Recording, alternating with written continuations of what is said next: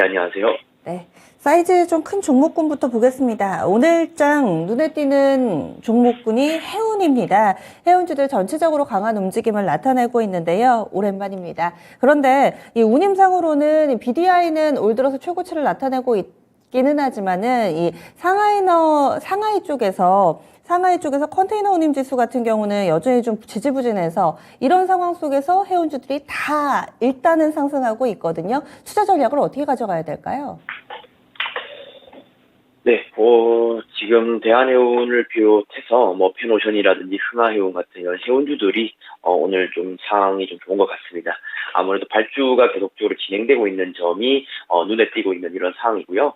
펜오션 같은 경우에도 현대미포의 이제 방콕막스 두 척이 이제 발주가 된 이런 내용이 조금 발표가 되었습니다. 그래서 지금 경제 상황, 시장 상황 좋지는 않지만은 발주는 계속되고 있다라는 점에 대해서 이제 해운업 종에 대한 이런 주목이 좀 되었다라 보면 될 것 같고요. 지금 중국 쪽 관련된 이런 지수들 이렇게 움직이지 않고는 있지만은 어쨌든 그런 내용을 좀 차치하더라도 발주 자체가 지금 계속되고 된다는 것은 긍정적이지 않나라고 보고 있습니다. 지금 유가는 계속적으로 부담스러운 구간에 있는 것은 맞는 것 같고요. 하지만 해운업종을 바라보는 것은 그동안 너무 조정세가 깊어졌었기 때문에 그에 대한 반전 이런 것들이 좀 나타나는 시점이 되었지 않나라고 생각합니다. 펜오션 차트를 일봉상에서 놓고 보면은 이제 이평선 다 위쪽으로 다 돌파하는 이런 모습 나오게 되었고요.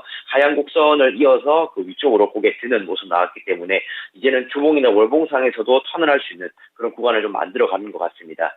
제가 해운업종들 아마 이거 윗골이 이제 정고점에 대한 부분을 좀 채워나갈 것이다라고 이제 말씀을 좀 드렸었는데 어쨌든 시간은 좀 더 필요할 것 같아요. 좁깃하게 바로 붙이지는 못하더라도 그 공간 자체는 메워갈 수 있는 이런 가능성이 있다라 보고 있고요. 하지만 흥하해운처럼 좀 주가가 이평선 아래로 내려간 이런 해운주들도 있습니다. 그런데 이런 종목들 같은 경우는 펜오션처럼은 되기는 좀 힘들 것 같아요. 지금은 차트상에서 모양이 대부분 다 말해주고 있는 것이기 때문에 대형주 위주로만 대응을 하시는 게 저는 맞다라고 보고 있습니다. 지금 대한해운 같은 경우도 지금 오늘 한 5.7% 정도 상승하면서 이평선 걷어내고 있는 이런 모습인데요. 그나마 사이즈가 이제 9천억 정도 되기 때문에 이런 모양들 만들어가고 있다라고 보고 있고요.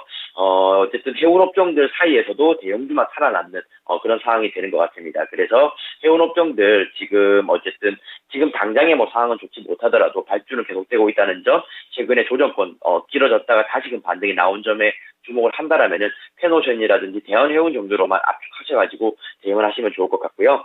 이렇게 흥하해운처럼 이제 그냥 섹터가 좋아져서 따라가는 종목들, 중소형 종목들 하시기는 좀 부담일 거다라고 보고 있습니다. 그리고 HMM도 추가적으로 좀 코멘트를 드리게 되면은 14조 가까이 시총 지금 나타나고 있는데요. 어쨌든 작년 정도 연말에 설정했던 가격까지 도달은 힘들겠지만 그 중간 정도 사이는 메꿔갈 수 있다라고 이제 보고 있습니다. 그런 모양새가 지금 HMM과 펜오션 비슷하게 진행이 되고 있다는 점이고요. 어쨌든 좀 길게 봤을 때 온실가스 관련된 이런 내용을 봤을 때 해운업종에서도 탄소 중립 관련된 이야기가 많이 나오게 되는 것 같아요. 그래서 중장기적인 이런 국책 과제와도 같은 방향을 하고 있다는 점이 좀 고무적인 것 같습니다. 그래서 종합적으로 말씀을 드리면은 HMM과 펜오션 같은 큰 업종의 해운업종은 지금 접촉해도 된다라고 말씀드리고 싶습니다.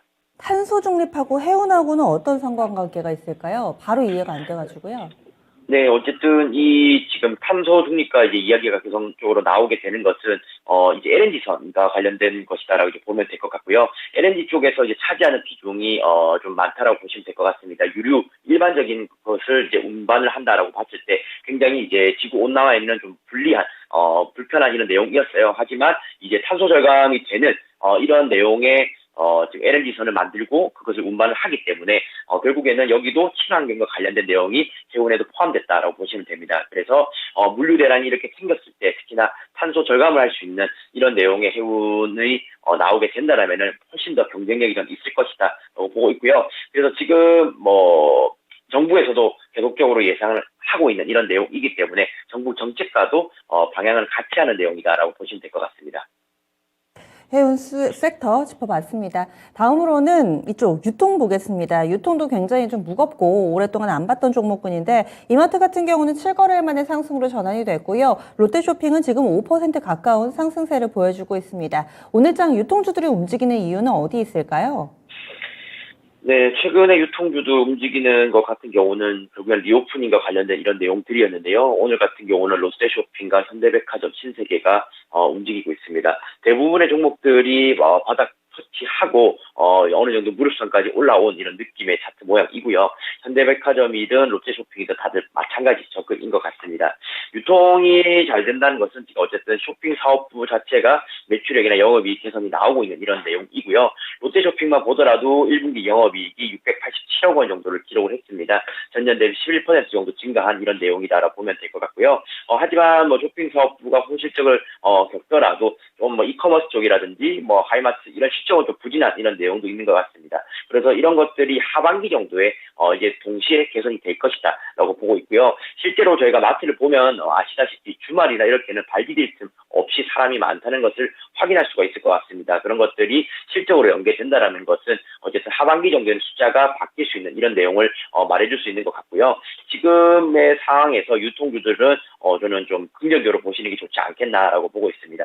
최근에 내렸던 이런 조정권 디디면서 바닥 확인 이미 된 상황이고요. 그래서 차트상으로 봤을 때도 부담 없이 좀 진입을 할 수 있다라고 좀 보고 있어가지고 지금의 이제 MZ 세대들 동이나 이제 겨냥을 하게 된다라면은 좀 더 유입이익은 더 많아질 것 같다라고 이제 의견을 좀 드리도록 하겠습니다. 어쨌든 1분기 영업이 양호했고요. 지금 들어가는 시점 같은 경우는 하반기에 더 개선될 그런 실적 기대하면서 진입을 한다라고 보시면 될 것 같습니다. 그래서 리오프닝 종목들 계속적으로 잘 보셔야 된다고 말씀드리고 싶고요. 어쨌든 가격 위치 차트상에서 나쁘지 않기 때문에 진입 결정을 하셔도 되는 그런 타이밍으로 봐준다라고 의견 드리고 싶습니다. 리오프닝 계속 보자 얘기를 해주셨는데 리오프닝 하면 또 여행을 빼놓을 수가 없죠. 그런데 여행주들은 대체로 4월 달 고점 기록한 이후에 전혀 지금 바닥을 잡지를 못하고 있습니다. 오늘 같은 장에서도 한 보합권 정도 그리고 밀려 내려가는 종목군들도 있어서요. 여행주들은 어떻게 해야 될까요? 네, 어쨌든 리오프닝 종목들 보면 여러 가지 섹터가 있습니다. 여행이 있고요, 그리고 항공도 있을 수 있고, 레저 또는 아까 말씀드렸던 유통 쪽 이런 쪽도 이제 해당이 되는데 결국에는 순환 사이클에 따라서 작은 이동이 진행이 되고 있다라고 보시면 될 것 같습니다. 저희가 항공주라든지 여행주 이렇게 추천을 작년부터 해서 좀 많이 드렸었는데요. 어느 정도 상승 터치한 이후에 차익 실현 매물이 계속적으로 나오고 있다라 이제 보시면 될 것 같습니다.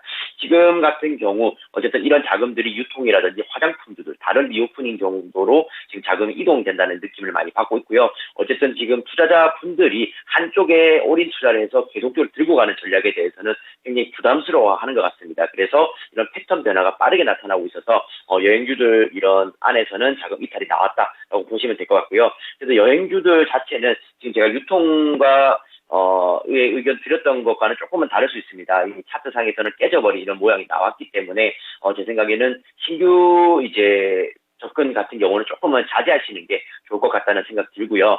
이미 제가 여행주 같은 경우는 작년부터 말씀을 좀 많이 드렸었기 때문에 그래도 만약에 초기에 진입하신 분들 같은 경우는 수익권에는 있으실 것 같아요. 그래서 최근 고점에 들어가신 분들 같은 경우 좀 안타깝겠지만은 작년에 이미 진입하신 분들 같은 경우는 차익 실현이라든지 비중을 조금 줄여놓고 다른 리오프닝 쪽으로 갈아타는 것도 한번 고려해 보시는 게 좋을 것 같습니다. 그래서 요즘 같은 경우는 이런 사이클의 변화가 굉장히 좀 트렌드가 빠르게 나타나고 있기 때문에 저는 이렇게 방송 주목하시면서 좀 시청하신다면 도움이 많이 되실 것이다라고 지금 보고 있고요. 지금은 유통 쪽이라든지 다른 리오프닝 쪽으로 확산돼서 나타나고 있다라고 이제 정리하시면 될 것 같습니다. 그래서 리오프닝도 트렌드가 있다 이렇게 기록하시면 될 것 같습니다. 네, 그러면 오늘 장의 포인트 짚으면서 마무리 지어볼까요?